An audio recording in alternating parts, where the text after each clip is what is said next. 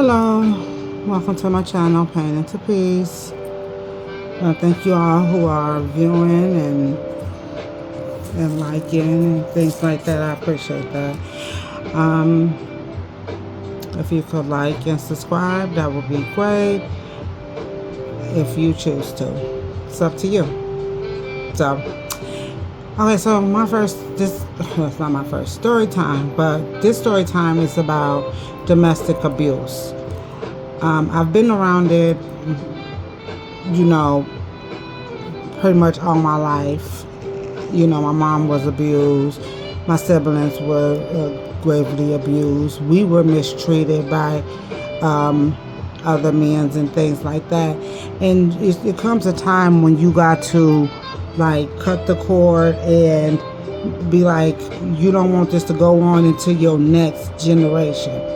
So I'm after my mom, so I'm in her next generation pool.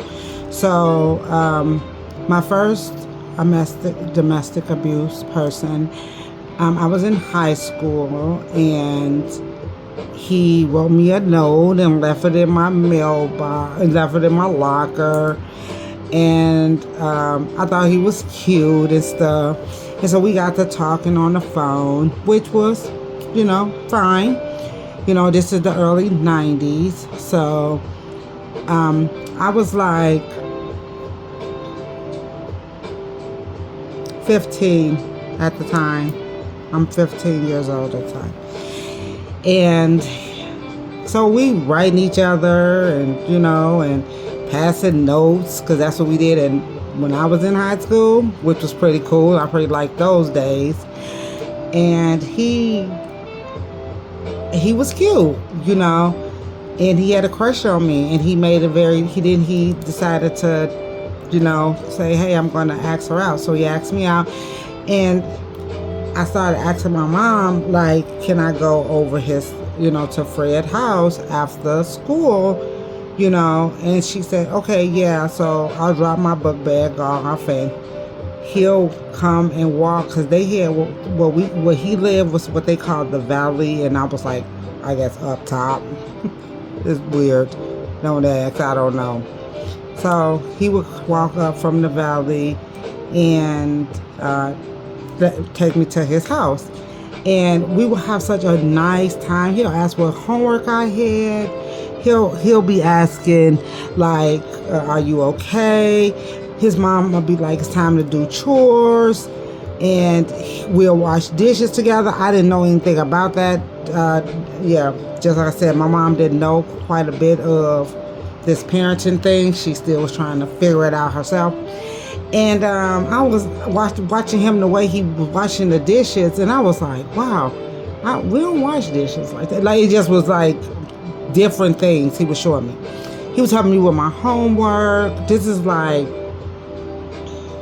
for a whole 2 weeks. I'm coming over there. Everything is fine. We happy. I'm thinking the relationship is going good. We talking in school. He was so-called this little quiet boy or whatever. He was quiet, and he'll just go to class and wouldn't say anything. So I was like, okay. It came a time when we was at his house doing our homework, talking, kissing, and what teenagers do.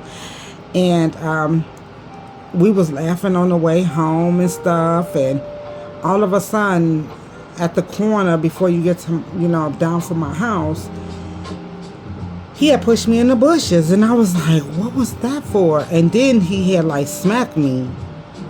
So I didn't understand what was going on.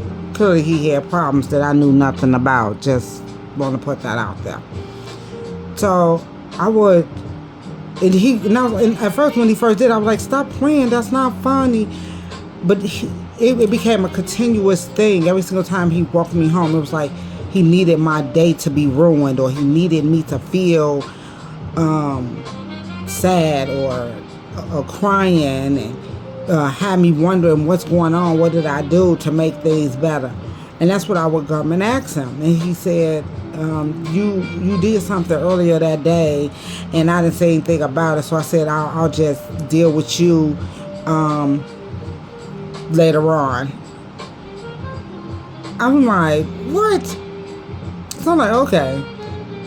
So he continuously did it, and I allowed him to do it because I liked him, and I thought he was a good boyfriend. So I thought in my mind when he wasn't. And so one day my brother's best friend had rolled past, and we was on the same corner as we was before, always.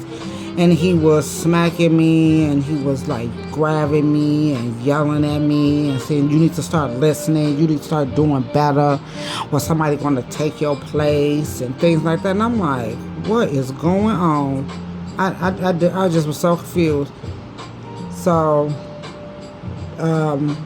my brother's best friend went and told my brother.